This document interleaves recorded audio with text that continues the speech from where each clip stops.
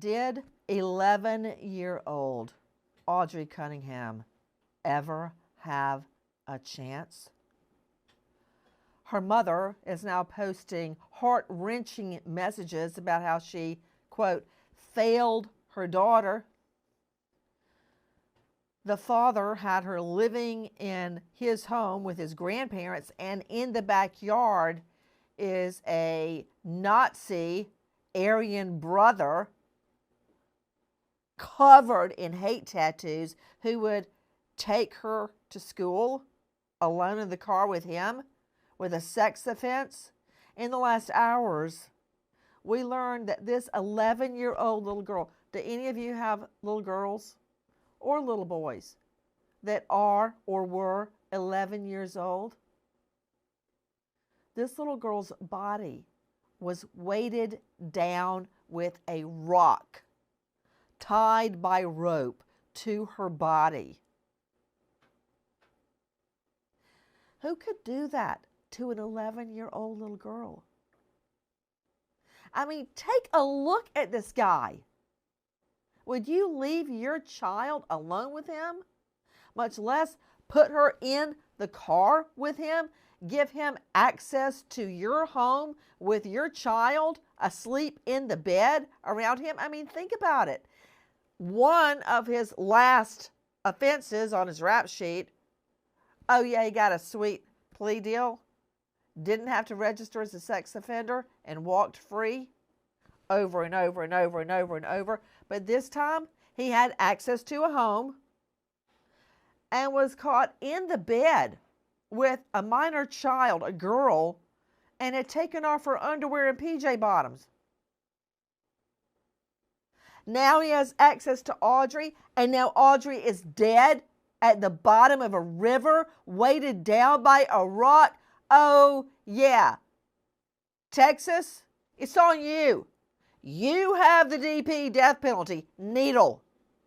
You going to use it? Or are you going to let him somehow slip out of this too? Because all of his other crimes, most of them, were in Texas. And he walked. He skipped out of the courthouse, free as a bird. He ran, hopscotched out of the jail each time. And now Audrii is dead.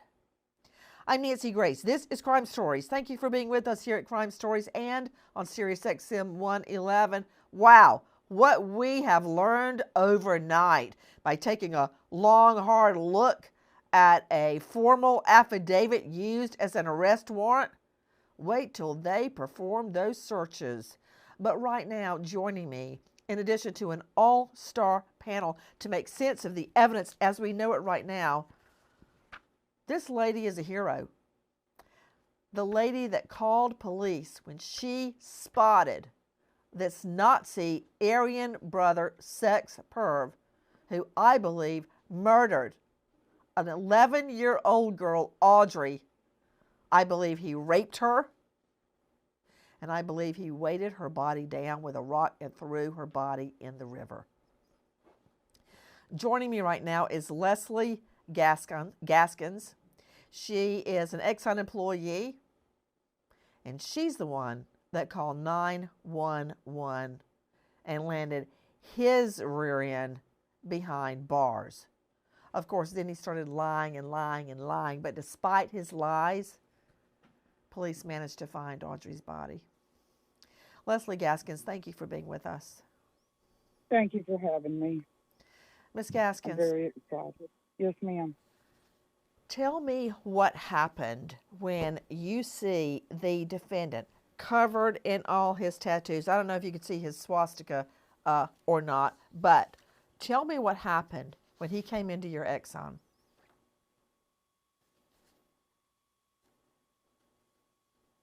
Say it was just a few dollars and change for gas. It could have been a couple of beers. I'm not real sure because I didn't know that he was significant.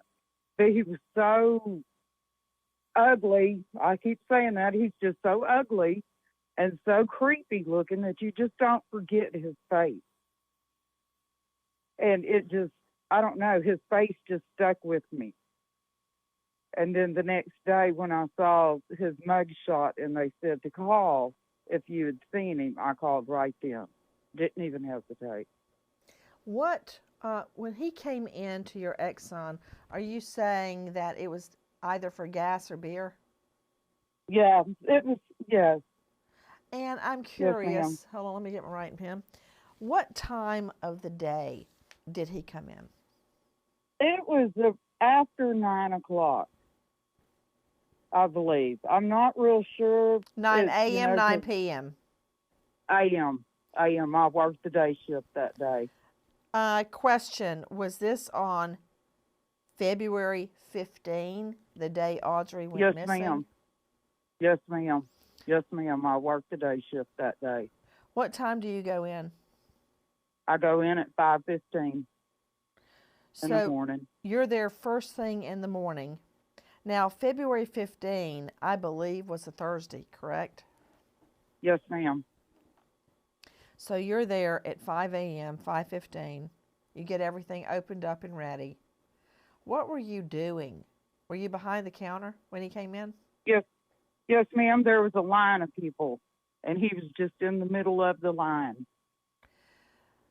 Did he smell of alcohol or anything else? Pot, cigarettes?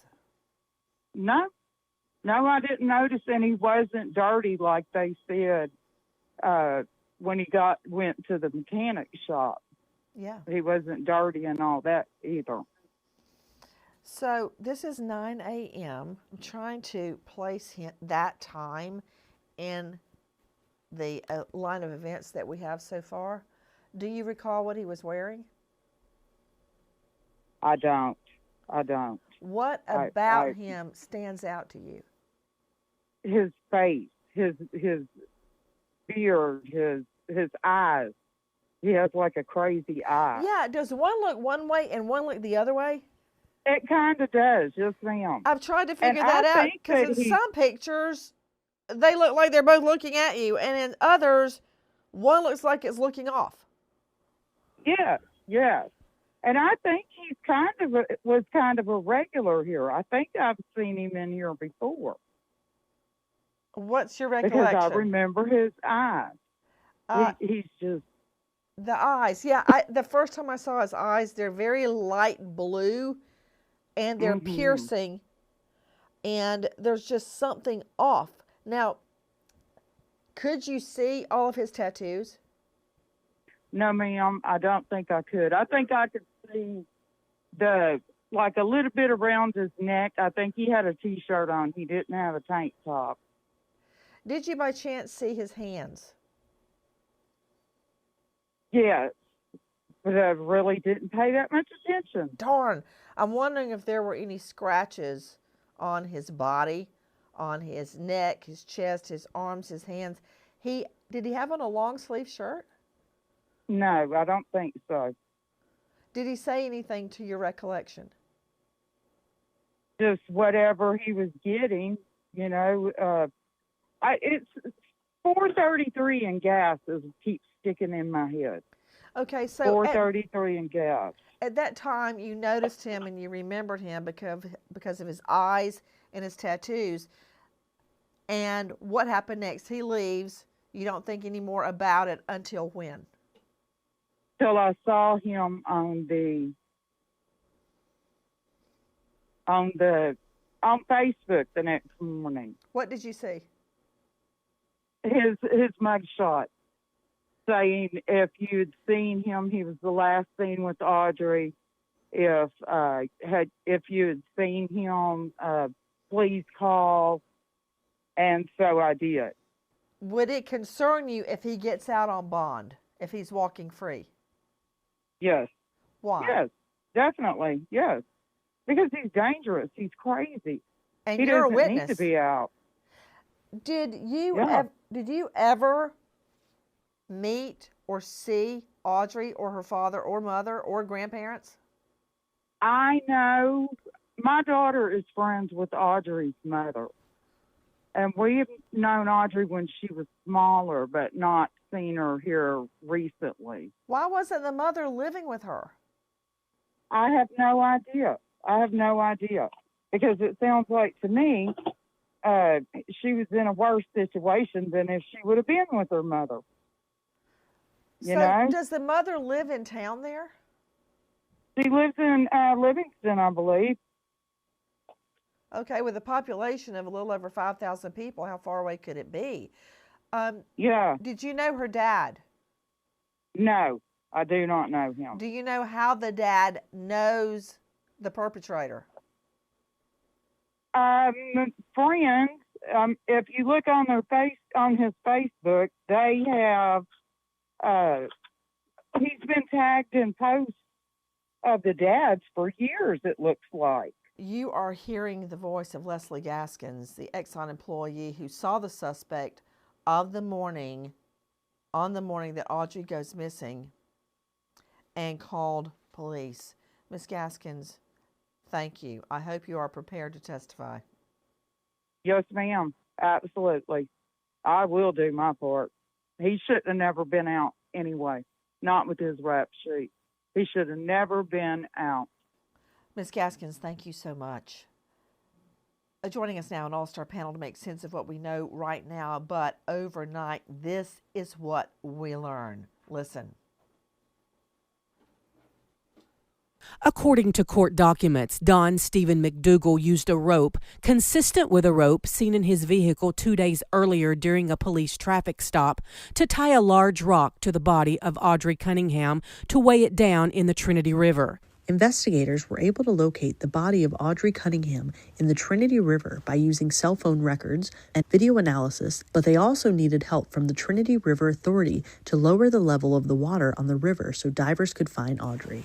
After removing her body from the Trinity River, Sheriff Byron Lyons said she was taken to the Harris County Medical Examiner's office in Houston to determine the cause of death.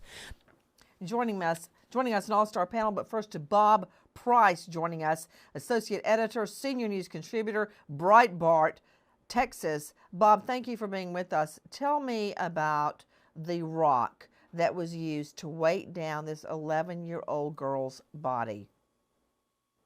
So, Nancy, I had suspected that he had used some kind of a weight or device to tie her down. I asked Sheriff Lyons about that during the press conference on Tuesday when they announced that they had found her body. And at that time, he did not want to disclose the information as to what he had used to weigh her down, but he did not deny that she had been held underwater by some type of apparatus and stuff. So now we know that there was a rope used, a rope that was seen in his vehicle 2 days before during a traffic stop, which again reemphasizes that the avoidability of this tragedy, had there been an arrest warrant for Mr. McDougal on an aggravated assault where he stabbed an individual back in August and was identified by the victim as the attacker in this assault, there would have been a warrant for him during that traffic stop, and he would have been in jail 2 days before her death. You know what? I've been torturing myself all night long about coulda, shoulda, woulda. We have been looking at the affidavit attached to a warrant and gleaning information about the death of this 11-year-old girl and what was transpiring during the time after Daddy leaves the house and the defendant is there alone with the little girl. Joining us right now, Tim Miller, the founder of Texas EquiSearch, who actually went and searching the waterways, trying to find Audrii. Tim Miller, thank you for being with us. You've done so many water searches. Tell me about this search and the discovery of her body. When you were using sonar, looking through the water there, which has a pretty good current to it, could you tell at that time she was weighted down? Well, Nancy, when we got involved in that, the sheriff actually called me Friday and said he needed our help. And we had many, many ground searches. Saturday, we found something right along the shoreline, which ended up as being evidence. So where that was found, I decided I need to start Okay, sonar. wait. Are you talking about the Hello Kitty backpack? No, something else, not the backpack. What? We found something right at the edge of the river. I don't want to disclose that now. Was it a shoe? Was it clothing? It was clothing. So I decided I wanted to start. Was it a girl's clothing? Yes, ma'am. And it definitely is evidence. It 100% is evidence. I mean, So hold on just a second. Joining me, Director of Victim Services there in Texas, joining me out of Houston, Andy Kahn, longtime colleague. Andy, the girl's clothing, obviously the girl was sex assaulted. Why would she not have clothing on? Why would her clothing be separate from her body? I mean, this guy needs to be on death row. It's not the first time, Andy. What in the hay is going on in Texas? This guy had offense after offense after offense. And now I'm hearing from Tim Miller,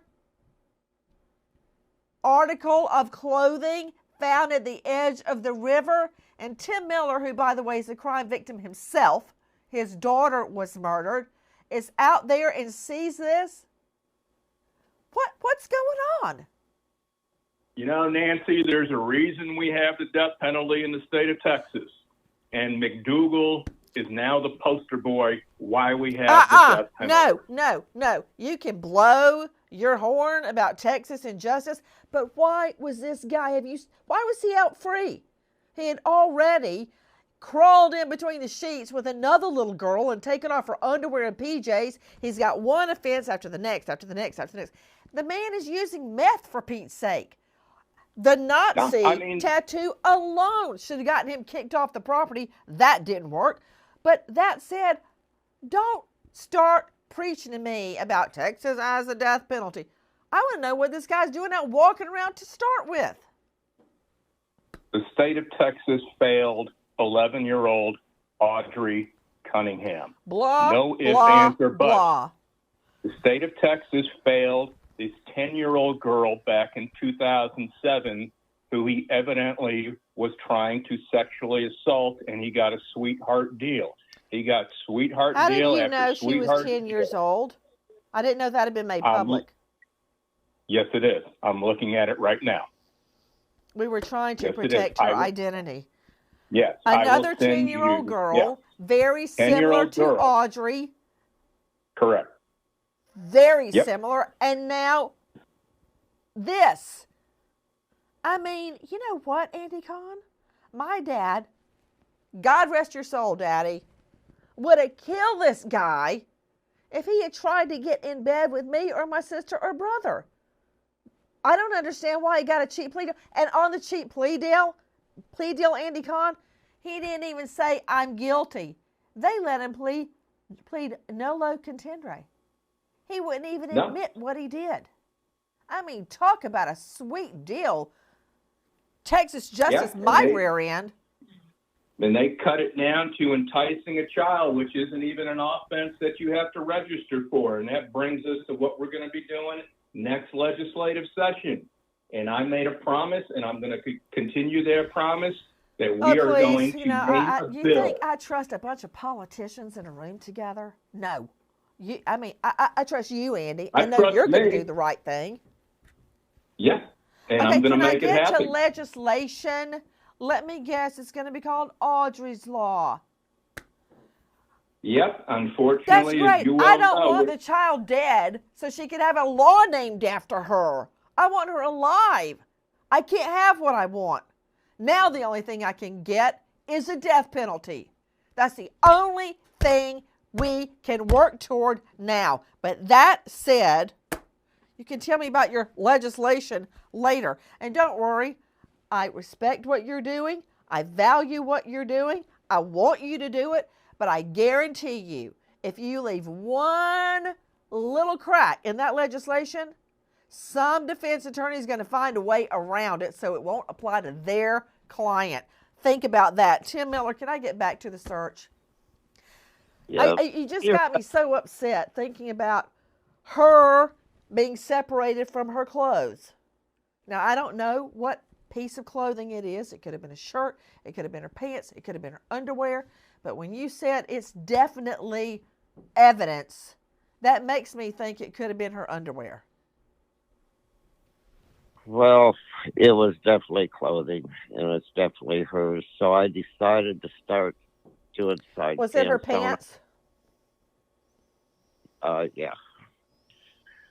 Why does an 11-year-old girl not have her pants on?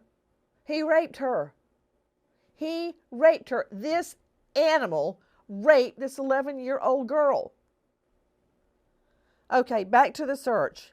Guys, when we're talking about sonar, think about you've seen, if you haven't gone fishing yourself, you've seen it on the fishing channel. You can't miss that. It's 24/7, 365. People are fishing. It looks like a blurry iPad screen. They even have them you can hold in your hand the size of a cell phone. And it looks gray, but then you can see black spots. Some are a lot more sophisticated, but those spots are objects in the water. Now, Tim Miller has state of the art. Okay, tell me what happened, Tim. Well, I started sonar in that area, and of course the river was high, the current was strong, and it's like, oh my God, is she going to wash away or what? Sunday, I got what Well, I what did thought you was. see that made you know it was Audrii? Well, on Sunday when I sonar, I didn't know if it was Audrii. The conditions were the worst you could ever imagine with sonar. So I went back to the same exact spot, and the image I got, I couldn't get it again. I literally went through that area more than 80 times. And then I got another image, and I said, oh my God. I said I could make out legs and Now, hold arms. on, Tim Miller. You know we don't say OMG on CES Crime Stories, but go ahead.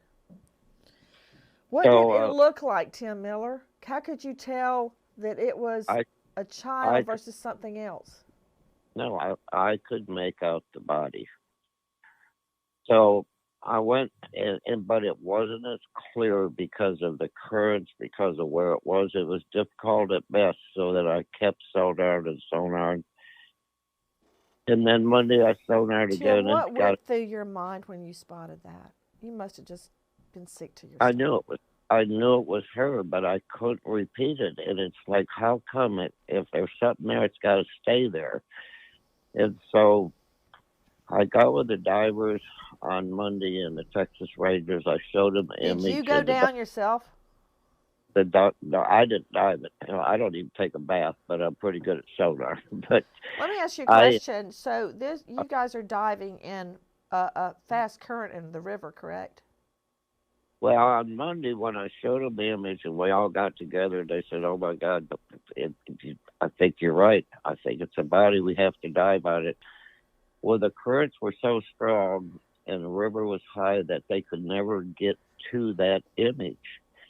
So then they decided to shut the dam. That's hard, man. I've done dives in fast currents in rivers, and it's not like on TV. It's really hard to do that, much less to get. Was she all the way down at the bottom because of the rock? Well, she was doing that, and I believe that she was tied to that rope. I'm sorry, what now? She was what? She was tied off to that rope. She was tied onto the rope, and at the other end of the rope was a rock? Yeah, and so then her body. Or was the rock on her body and tied to her body? No, it was on the rope. Okay, question. So Go ahead. the body, Audrii's body was not on the bottom of the river, on the riverbed.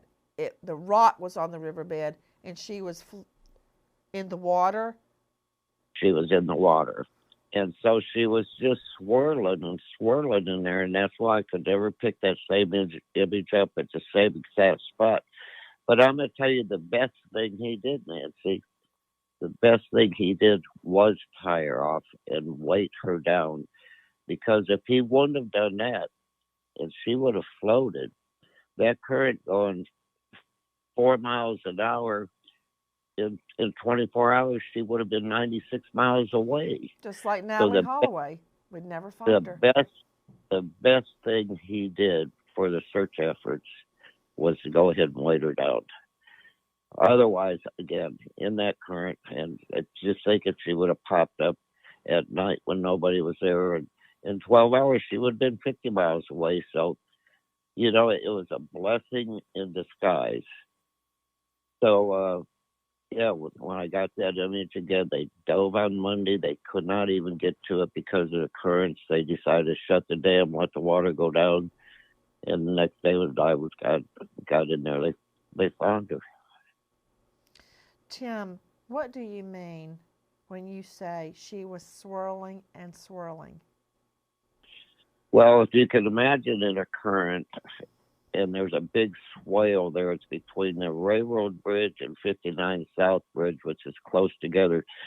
So the water coming around them pilings and stuff just created a huge eddy. So she was down there just basically almost going in circles and moving around and moving around. And that's why it was so hard to get her at the very same location. Because when a body's at the bottom, it's going to stay at the bottom until it starts gassing up, and then it'll start moving. So I would go back to the same exact spot, and she wasn't there. I'd go again and then get it located in another area, and she was just moving. She was just moving around, and I anticipate if she wouldn't have been found, of course, she would have never floated. And as bad as it sounds, the fish life and turtles and stuff would have, you know, would have just ate that body, and she would have been found. So it was a huge effort with everybody. And you know what, Nancy? God just put us in the right place at the right time.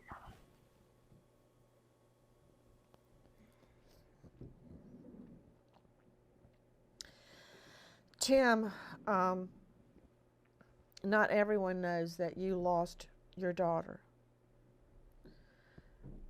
So when you get a case like this, what does it mean to you that you found Audrii? You're the one that spotted her on sonar. You may get me a little bit choked up right now. But when I got home, I said, Laura, thank you. Just thank you. Because if you were still alive, I wouldn't be doing this. I said, thank you, Laura. That's right. I'm not saying this to pat myself in the back. There's no ego involved in it. Again, I've just been blessed by God with what He's given me, and I'm pretty good at that sonar. I'm not an expert, but Tim, you don't have to pat your own back. If it had not been for you spotting her on the sonar, she could have come loose from that rope, and she would have been gone. Like you said, in 12 hours, she'd be 50 miles away. Yeah. And we would never have the answer to what happened to Audrii Cunningham. And this savage, this brute, would walk free to attack another child. And you know another thing, Tim? We know of these two little girls, 110, 111, very similar in physicality. We don't know how many others are out there, because you and I know, Tim Miller, that only one out of, say, 8 or 9 sex assault victims come forward, and that is a conservative figure. You are hearing Tim Miller, my friend, my longtime colleague who runs Texas EquiSearch. Everybody on the panel, jump in. We got a lot to get through. First of all, to Joe Scott Morgan, renowned professor of forensics, joining us out of Jacksonville State University, author of Blood Beneath My Feet, book on Amazon, and star of a hit series, Body Bags, with Joe Scott Morgan. Joe Scott, right now, we don't have a COD, cause of death. She's still at the Harris County morgue. But you know, and I know, they know the cause of death. They probably knew the cause of death the moment they looked at her. I'm guessing asphyxiation of some sort. But let me talk to you about A, toxicology. Did he dope her up with, let's just say, Benadryl or something like that? B, you heard what Tim Miller said from Texas EquiSearch. The water temps were very low. How did that help or hurt? Had there been any fish activity on her? I don't see how if she's in a swirling eddy. Just, you know what? You know more than me on this, Joe Scott. Just hit me. First off, I hope that the knots were not untied at the scene. Ooh, I hope yes, that yes, I hope yes. I hope that the rock was not disengaged, because when we work cases and they arrive at the morgue, we want all of the elements present so that we can fully appreciate, how, for instance, with her, how was she secured? You think about the forensics of knot tying. Plus, Joe Scott, what about potential DNA on the inside of those knots? Yeah, and that's quite interesting, depending upon how long she had been in there, and not so much she, but those knots.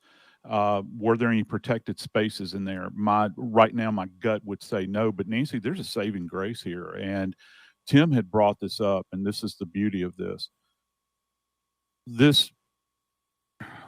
You used the term savage. That was kind. That article of clothing that was left on the shore there, if it was relatively intact and it was not super saturated with water, there might be a chance that you can find some foreign DNA on there, and that may originate. Joe Scott, really, I am completely drained on the case. Please speak to me in regular talk. Are you talking about, when you say, I don't even, you're talking about sperm, you're talking about saliva, you're talking about epithelial skin cells, hair, any fiber from his clothes that could be on her pants. Is there some other DNA I'm missing? Hair, fiber, skin, sperm, blood, sweat. Is there some other DNA that I'm missing? No, there's not. Well, also, hold on. I think Tim's jumping in. Do you have something, Tim? Yeah, can I break in real quick? Please. I actually with the Texas Rangers yesterday and stuff, and doing an affidavit and giving all the pictures and stuff for the trial.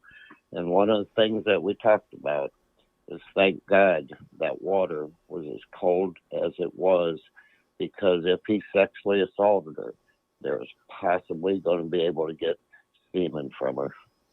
Good point. Okay, Joe Scott, I hate to treat you like a computer, but that's more data that has been input into that brain of yours. Now spit it out as best as you can. We'll all try not to interrupt. Go ahead. No, that's okay. Sure. Yeah. So, and one other thing here, I think that's really pertinent is the fact that garment was found on the shore. I'm really wondering, Nancy, if he had not picked that spot to, commit this savage attack on her, that's the location where he may have stripped her and have done whatever he did to her that you had previously mentioned. And if that's the case, I don't see it right there. I would think that he would attack her and sex assault her in the car or in some covered area, not in the open area along the river bank. Yeah, but I think that's a very wide open area there. At this point, I don't think that anything can be discounted, though. We don't even have the cause. You're right, but tell me what we do know, what we will get from that body. I can tell you this right now, when you don't know a horse, look at his track record. Mm-hmm. He tried to sex assault the other little girl, so he tried to sex assault this little girl. Okay? That's not a leap of imagination. That's his track record. So why else would he have her? What, to sit in his car and play solitaire? To watch TikTok? Hell no. He attacked this girl. That's why she didn't have her pants on. So what evidence am I going to get? Well, given the fact that she is found in a body of water, I think that it is going to be very difficult to have success with a rape kit. If he ejaculated within her person, okay, and she's nude in the water, we don't know that at this point. Are you telling me they can't retrieve sperm from her vagina or rear end? I mean, listen to what Tim just said a second ago. Her body was swirling around, Nancy. I know, but the water wouldn't go into her vagina. Of course it would. Of course it would, and it does. And let me throw one more thing at you. if that isn't enough. You're talking about a small child. She's, and I hate to say this, Nancy, but she's greatly dilated at this point in time, if in You're fact she talking was about her sexually vagina? assaulted. Yes, Nancy, I am. Well, then And so if say it, that's the man. Spit case, it out.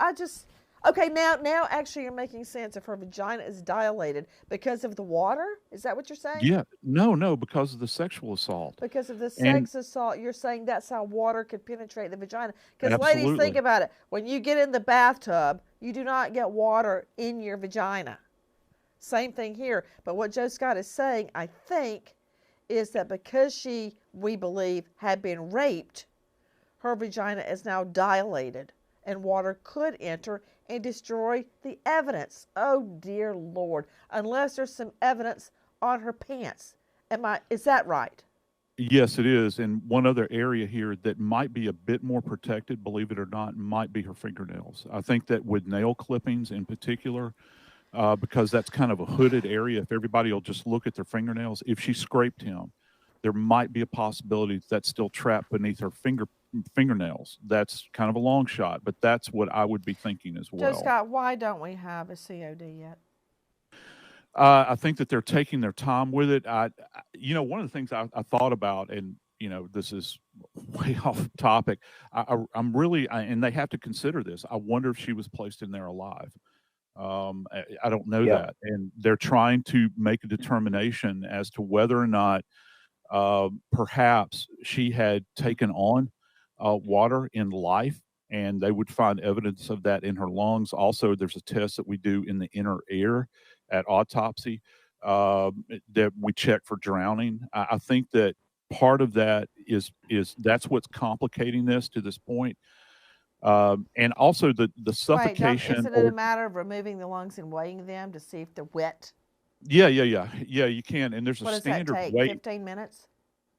Yeah, it does. However, what they will want to do, Nancy, also with drowning to confirm it, is we look for what are called diatoms, and that's these little creatures that exist in the water that you take on, and you have to look at them microscopically. So I'm wondering if that might be part of it as well, Nancy. You mean whatever lives in the river water, whatever Yeah. microscopic organisms would now be in her lungs? Yeah, Now, and what is the inner ear test for drowning? well, that you would actually have water contained within the inner ear. And so that's part of the drowning process as well. And so that's something that we would want to consider and that they're looking at. I can tell you, Gotcha. they're being very thorough with this. Joe Scott, jump in as we move along, but I want Yes, to ma'am. talk about this affidavit. Joining you right now, high-profile lawyer out of Livingston, Lana Shadwick, former judge, former prosecutor, legal analyst for Breitbart in Texas at lanashadwick.com. Lana, thank you for being with us. Have you read the affidavit? I've got a few things I want to ask you about. This guy is so full of crap because we hear police say, this is where you're going to come in, Lee Reber, that they were able to place a defendant with the victim. Now, how? Through cell phone data, we know that, through other digital information, and through information from him. But I am telling you right now, he was lying through his teeth. The information they likely got from him is from his cell phone, because triangulation doesn't lie. Pings don't lie. This guy lied through his teeth. Well, they've got him now. I mean, he's at the bridge with cell phone data, the pings. I mean, you can lie all you want to, but unfortunately, unfortunately, he tied her to a rock, and that's where the body was found. They're going to be able to ping his cell phone, get video footage of that 2003 blue Suburban, and placed him there. And now that vehicle is in the custody of law enforcement authorities. And they are combing it. I want you to look, Lana, at paragraph 5. Affiant shall show through investigation, that's the cop, is the affiant. Investigations were able to determine through cell phone data, video footage, and other forensic evidence that McDougal lied about his whereabouts and activities. He flat out lied. Hey, yeah, they got him. And another thing, take a listen to our friend at Crime Online, Rachel Bonilla. According to KTRK, Don Steven McDougal was seen at a Livingston mechanic shop near Highway 59 the day Audrii went missing. Workers at the shop said McDougal was filthy, covered in dirt, and acting suspicious. He was there trying to get a part for his blue Chevy Suburban. So we know that he was completely filthy at a mechanic's shop. What about that, Lana? Filthy with what? Because he had been down there at the riverbank getting rid of a body? Well, absolutely. That's evidence of where he was beyond, having cell phone pings and video footage. Now they've got him covered in lake river mud. And so saying he's filthy. So the guy's so smart, he doesn't even bother to clean up anything before he goes out to get a part for his car. I'm very curious about what we know regarding that video footage and the cell phone pings. Bob Price joining me, associate editor, senior news contributor, Breitbart, Texas. Bob, do you know that the pings absolutely place him on that bridge? Because based on what Tim Miller is saying, he didn't throw a body off a bridge. He went down on the riverbank. Right, and with the clothing found on the riverbank and not tangled up in the grass along the river's edge, we know that he was up on that bank and probably placed her or pushed her into the water with that rock attached. Not only did the cell phone data confirm that, though, he took the police to that location on Saturday and said that that was one of the places that he'd been. Now, he lied about some other things, but he admitted that he was at that location. Well, now, the interesting thing about him getting a part... Please, my dear sweet boy. He only did that when they showed him, hey, your phone is pinging right here. Oh, sure, probably. He didn't volunteer and so, he lied through his teeth, man. So he was at this car shop getting parts for his car. He went on Facebook that day and started selling off a bunch of his personal belongings. He was planning to run at that point, and fortunately, the police caught up with him before he had a chance to flee. Lee Reber is joining us out of New Alexandria, Virginia, mobile device forensic expert and CEO of Oxygen Forensics, Inc. He is the author of, listen to this, Mobile Forensic Investigations, and he's the host of a podcast, which is great, by the way, Forensic Happy Hour. Lee Reber, thank you for being with us. Lee, explain to me, how much can I rely on pings? How accurate are they? Can they place him at that river bank? Hey, Tim Miller, how close were Audrii's pants to the bridge? Were they thrown from the bridge, or would he have had to go down to the river bank? Had to go down to the river bank, and it was actually in the water, so it was saturated with water. Joe Scott Morgan's not going to like that, because that could have gotten rid of any forensic evidence linking the defendant back to her pants. But that said, I'll go back to you in a second, Joe Scott. Lee Reber, explain to me, how accurate is the pinging process? Yeah, I think if you look at the triangulation, it could be accurate, it could be very accurate, but what I think is more important is the forensic evidence that's going to be from the device itself when they go and do the collection of that. Because those are just GPS devices that could put you, a meter to the location. So I think that utilizing, obviously identifying, being able to, he's lying because of the location. But once they have that device in their possession and do the processing of that, it's going to show, there might be photos, and the photos have EXIF data, we can show location. They can have just a simple, from the data that's on the device, any applications that were utilized and showing GPS locations. So I think the data from the device itself will be way more important than looking at, say, the data from the towers. Quick question. Bob Price joining us, Breitbart. What year is this perv's Chevy Suburban? So the sheriff announced that they were looking for information about this 2003 dark blue Chevy Suburban that he was seen Got it, driving 2003. and belongs to him. Okay, to Lee Reber, mobile device forensic expert. Remember the Alex Murdaugh trial? How much we learned from his nav system? You could even tell, Lee, and you and I talked about this, you were awesome, when Murdaugh got in his car, his SUV, to leave the scene of the double murder where he murdered his wife and son, the nav system will even show him opening the car door, closing it, cranking up, putting the car in drive, driving, screeching out of the crime scene, driving like a bat out of hell, slowing down. It showed when he let his window down electronically, which I argue is when he threw Maggie Murdaugh's cell phone out the window, let the window back up, and then hightailed it to his mother's house 28 miles away.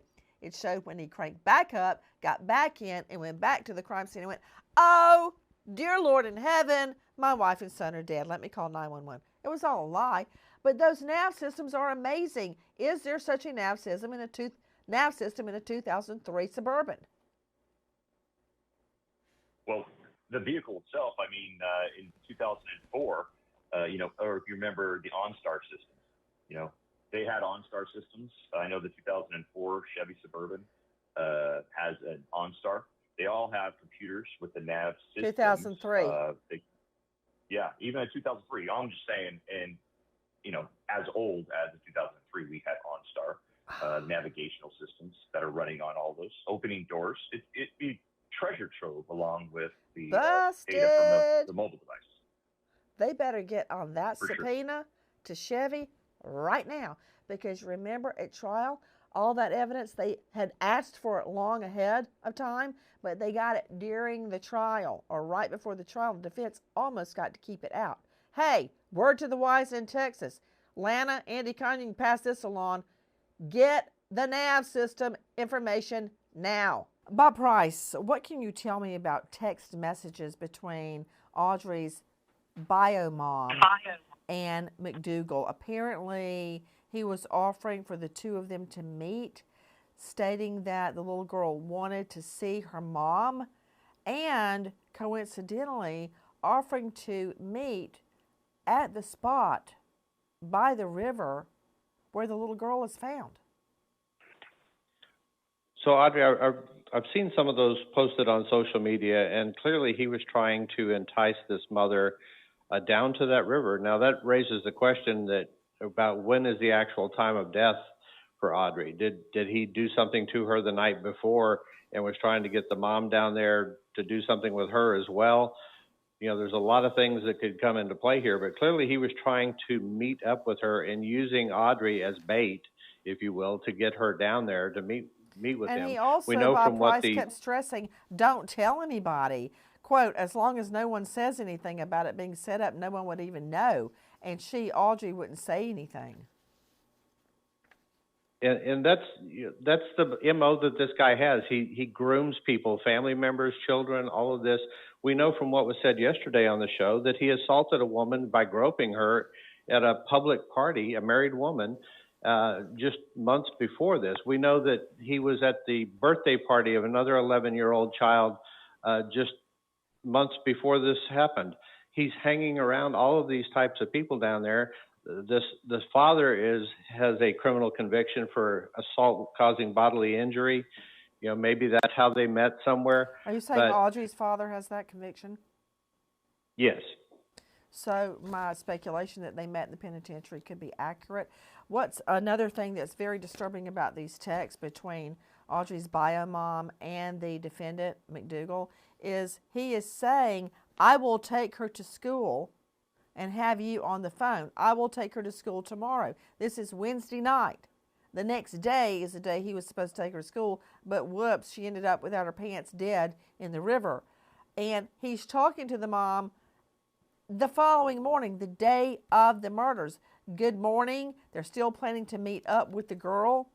And he says he says to her, have you seen Audrii? I dropped her off at the bus and she didn't get on and hasn't gotten home.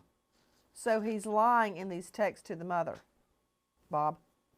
Yeah, if his lips are moving, or his fingers are touching a keypad, he's lying, and that's been consistent throughout this whole thing. This whole area, the people in the courthouse told me that there's 13 sex offenders that live within a very short radius of this house. This father and another father are exposing their children to these types of people on a regular basis. I got a question about a photo for you. Situations. Lana Shadwick, Chris McDougal joining us from the Cold Case Foundation, former homicide detective and host of The Interview Room on YouTube. I've seen photos of the dad who, according to Bob Price, has a conviction for assault. Was it ag assault or assault, Bob? Assault causing bodily injury, misdemeanor. Misdemeanor. Then they wouldn't have met in the pen. Maybe the county jail. But Lana and Chris, have you seen the photos of Audrii's dad with the defendant? They look like they're at some outing. They're both wearing the same kind of handmade bracelet. They're clearly big friends. Have you seen the photo? Yes, I've seen the photos, Nancy. Yes. Chris McDougal, the photo is of the defendant McDougal and Audrii's dad, with whom she lived. They've got their arms around each other. All of his prison tattoos, his swastika, all that in plain view. They're hugging each other, and they're shooting, it looks like, the AB, Aryan brother. But that said, they're wearing matching bracelets. What kind of bromance do those two have? You know, that photo is obviously pretty disturbing, Nancy. And for this dirtbag, in order for the state of Texas to, quite frankly, hang a millstone around his neck and toss him into the sea, I think it's important not only that they look at what we call suspectology and kind of dissect what his past is, but I think this case is going to revolve and end up, you know, balancing out on whether or not that child was alive when she was put into that water, because that opens up now an investigation into other potential crime scene locations. Why the house, do the you car. think it all hinges on whether she's dead or alive when she's thrown in the water? She's dead now. Because you have the, like Dr. Morgan was talking about, the chances of getting greater forensic and or circumstantial evidence to put this guy away increase when you have crime scenes that you can actually collect that type of evidence. Like, let's just use the cigarette butts for an example that he bought at the gas station. Where are those cigarette butts if he bought cigarettes? Where is, you know, his air filter? Is there evidence within that air filter that place him underneath that bridge through, you know, bringing in a botanist? Hold on, please. Wait a minute. Sure. Chris McDougal, we have his pings placing him at the location where the child's body is found. We have him being the last one with her. Right. We have him stating and that's all great he evidence. had her in the car. So what did she do? Go tie a rock around her waist and throw herself off the bridge? No, but that's there's all great evidence evidence right now to convict him. Are you kidding me? You think we can't prove totally this case agree. without DNA? We can. DNA is just But the how would icing you like on to the find, cake. What? Nancy, how would we, I know if I put a package in front of you in court, you would shred this guy. But how would you love to find semen in his truck, where maybe that's where the sexual assault took place? Or and maybe we on find her his DNA. clothing? Have you thought of Joe Scott? Yeah, both. We stopped at the body. What about his clothing? Well, you don't think there's any fibers from her on his clothing? No epithelial cells, no blood, no nothing? Hair? Hair? Anything? What about it, Joe Scott? Help me out, brother. It's possible that you could. Here's the problem. As admitted earlier, you were talking. One of the guests had mentioned how filthy he was and encrusted with all of this dirt. But yet he was clean at the gas station. Interesting. Go ahead. So we don't know what the status of the clothing are. Is it possible that they could collect something from her, from this precious little angel, that may have made its way onto him? Yes, that's within the realm of possibility. But we don't know how much due care was taken with those clothing, if in fact they have collected those clothing from him or from wherever he was domiciled at the time. Got something. What about the rope? The rope. I mean, Lana Shadwick, you're the high-profile lawyer. Even a trash bag can be traced back to the lot, the group of trash bags that were created, manufactured, at what plant, in what city, on what date. That's right. Yeah. That's same right. Thing with and where car it was paint. purchased. Yes. You think they can't do the same thing on rope? You think they can't match up the rope, and you know he cut it. You think that somebody like Joe Scott Morgan can't take the one end of the rope that was tied around her body and the other end of the rope that was in his car, they already said it's the same rope, and put it together and see forensically that they match perfectly? I think he can. I mean, I'm just a JD. I'm not a crime lab scientist, but even I can figure that out. Nancy, here's another beauty part to the rope, depending upon how well they treated it and they removed it from her body. Did you know that if she was tied up with that rope ante-mortem prior to death, there's going to be evidence of that you would not necessarily see with a post-mortem tie-up. So if she's got an abraded area that's got any associated hemorrhage with it or anything, that's an indication that she may have been alive when she was tied up and secured. I got another idea for you. Jackie can hold up your note. I can't take credit. It's Jackie's. Something about the fact that he was clean at the gas station after he was filthy at the mechanics, depending on which was first, the chicken or the egg. Does that mean he then disposed of the body? And was the body in the truck for disposal? I find it really hard to believe he'd stop at a gas station with a dead body in the car. That said, that means something. Lana Shadwick, I don't know what it means yet, but I will find out what it means. It's circumstantial evidence and direct evidence of him being by the river or by the lake, beyond the cell phone data and any video footage and that sort of thing. You've got him placed at a station where he's all clean in the video, and then he's Tell me something I don't know. Tell me something. Okay. Can there be neglect charges or felony neglect charges, neglect that ends in death, filed against the father? And please don't everybody start screaming at me, you're blaming the victim. I am a crime victim. Okay. But I know this girl is dead. Injury to a child by negligence or omission, a felony 1 in the state of Texas. Will this fit that? Pardon me? If the dad had knowledge of his record, could he be charged with felony neglect ending in death on a child? Certainly, if he had knowledge. But the father how could he not have duty. knowledge? They got a bromance going on. That's right. Got the same headbands on. The same bracelet, the same headbands. Okay, Andy Kahn, in a nutshell, you know how I hate talking about legislation. Because of the Audrii case, what do you hope to achieve? I hope that we do end up bringing focus on offenders like McDougal, who somehow escape from having the label of sex offender on him. Maybe if he had to register back when he committed the offense of enticing a child, indecency with a child, when he evidently was trying to sexually assault a 10-year-old girl years ago, maybe that would have raised alarm bells at this time. Maybe the community would have known more about McDougal. Who knows? Maybe the parents. I don't know. But at least we would have known about his criminal history and his propensity to do sexual deviant acts around young girls. So what I hope to do next session is to take this case, make it a catalyst for change. make it a catalyst for change. Okay, hold and on. I add got the it. offense. I got it.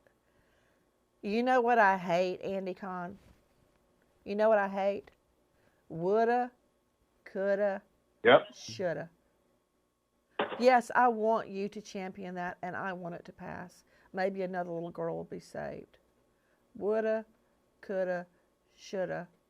Can't bring Audrii Cunningham back. We wait as justice unfolds. Goodbye, friend.